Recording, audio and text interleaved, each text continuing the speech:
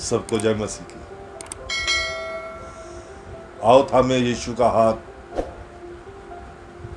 इस चैनल के माध्यम से मैं एक बार फिर परमेश्वर का संदेश लेकर आया हूं। देखिए, क्या आप जानते हैं कि अगर आपका नाम, आपके नाम का मतलब सही नहीं है, हाँ, तो आप कभी भी परमेश्वर से आशीष नहीं पा सकते। देखिए, जब आपका नाम रखा जाता है तो उसी वक्त आपका नाम स्वर्ग में लिखा जाता है, ये आप जानते हैं।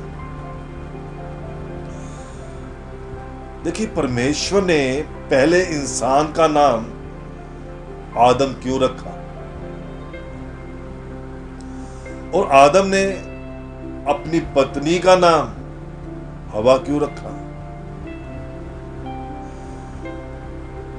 और जब उन दोनों की शादी हुई, उस शादी के बाद जो पति का नाम है वो पत्नी से क्यों जोड़ा गया।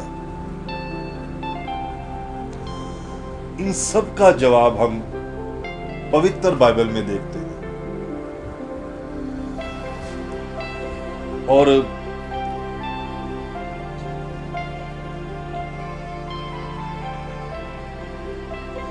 देखिए, जो लोग परमेश्वर की हजूरी में रहते थे,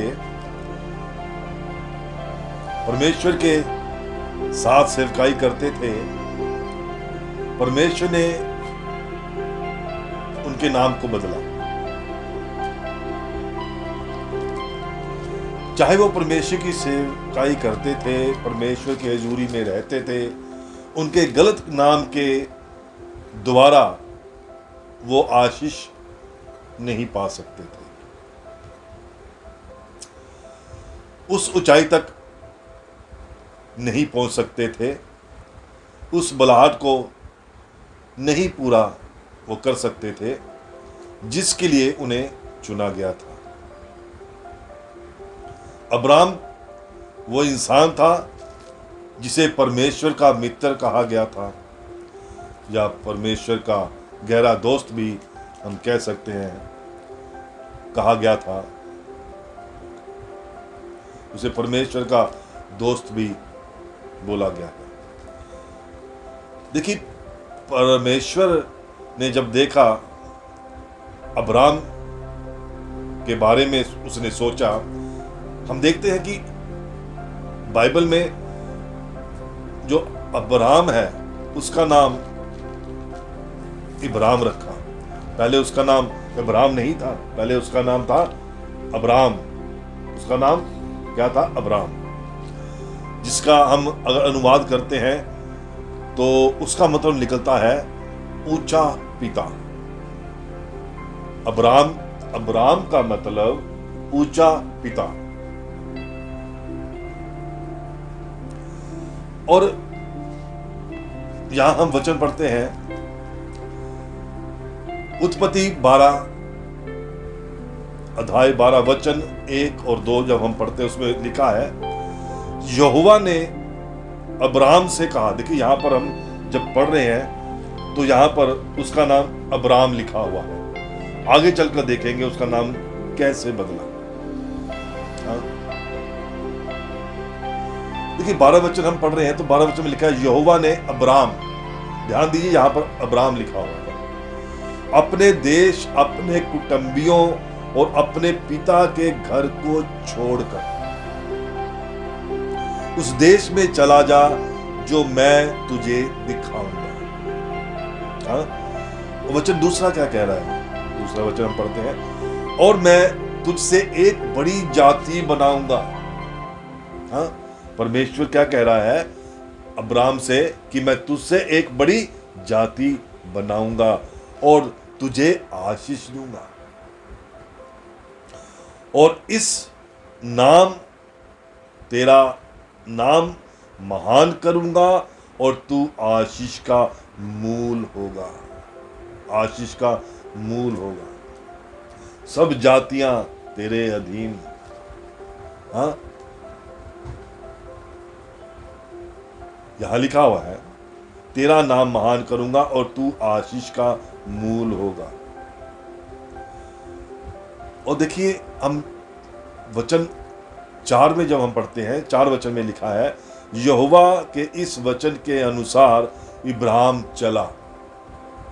देखिए, यहां पर हम ये देख रहे हैं कि जो अब्राहम है वो परमेश्वर की बात को सुन रहा है और उस पर चल रहा है। जैसा जैसा परमेश्वर कह रहा है वैसा वैसा अब्राहम कर रहा है। 4 वचन जब हम पढ़ते हैं उसमें हम देखते हैं कि यहोवा के इस वचन के अनुसार, जब यहोवा ने कहा तो यहोवा के इस वचन के अनुसार, यहां फिर देखते हैं अब्राहम लिखा हुआ है, यहोवा के इस वचन के अनुसार अब्राहम चला। जो परमेश्वर का हुक्म हुआ, जो परमेश्वर की आज्ञा हुई, उस आज्ञा के अनुसार अब्राहम चला। हाँ? जब कोई परमेश्वर की इच्छा पर चलता है, परमेश्वर की सेवकाई करता है, तो परमेश्वर का वो अजीज हो जाता है, खास हो जाता है। परमेश्वर के लिए वो शख्स बहुत ही अजीज हो जाता है। हम वचन पढ़ते हैं, यहोवा के इस वचन के अनुसार अब्राहम चला और लुत भी उसके संग चला। जब अब्राहम हरान देश से निकला, उस समय वह 75 वर्ष का था। परमेश्वर ने अब्राहम को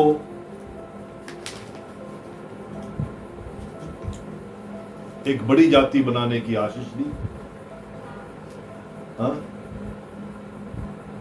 इब्राहिम के कोई औलाद नहीं थी। परमेश्वर ने उससे वादा किया कि वे उसे एक बड़ी जाति बनाएगा, उसे एक देश बनाएगा। और जब हम 5 वचन जब हम उत्पत्ति 17 अध्याय पढ़ते हैं, उसका वचन 1 और 2 पढ़ते हैं, उसमें लिखा है, जब अब्राहम 99 वर्ष का हो गया तब यहोवा ने उसको दर्शन देकर कहा, मैं सर्वशक्तिमान ईश्वर हूं, मेरी उपस्थिति में चल और सिद्ध होता जा। मैं तेरे साथ वाचा बांधूंगा और तेरे वंश को अत्यंत ही बढ़ाऊंगा, तेरे वंश को अत्यंत ही बढ़ाऊंगा। अब जब हम वचन यहां 5 पर पढ़ते हैं, वचन 5 पढ़ते हैं, उसमें क्या लिखा है? वचन कहता है 5, यहां पर अब्राहम को वो क्या कह रहा है? अब्राहम को क्या कह रहा है वचन 5 में? इसलिए अब से तेरा नाम अब्राहम ना रहेगा। 5 वचन, उत्पत्ति 17 अध्याय 5 वचन कह रहा है, इसलिए अब से तेरा नाम अब्राहम ना रहेगा, परंतु तेरा नाम अब अब्राहम होगा, क्योंकि मैंने तुझे जातियों के समूह का मूल पिता ठहरा दिया। यहां पर लिखा है, तुझे सब जातियों के समूह का मूल पिता ठहरा दिया। 15 वचन, उत्पत्ति अध्याय 17 का 15 वचन जो हम पढ़ते हैं, उसमें लिखा है, फिर परमेश्वर ने इब्राहिम से कहा, तेरी जो पत्नी सारे है उसको तू अब से सारे ना कहना, उसका नाम सारा होगा। मैं उसको आशीष दूंगा और तुझको उसके द्वारा एक पुत्र दूंगा, और मैं उसको ऐसी आशीष दूंगा कि वह जाति जाति की मूल माता हो जाएगी, और उसके वंश में राज्य राज्य के राजा उत्पन्न होंगे, राज्य राज्य के राजा उत्पन्न होंगे। देखिए, हमने यहां पर ये देखा है कि परमेश्वर के जब कोई अजीज बनता है, अजीज हो जाता है, जो परमेश्वर के साथ साथ चलता है, तो परमेश्वर को उसकी चिंता होती है।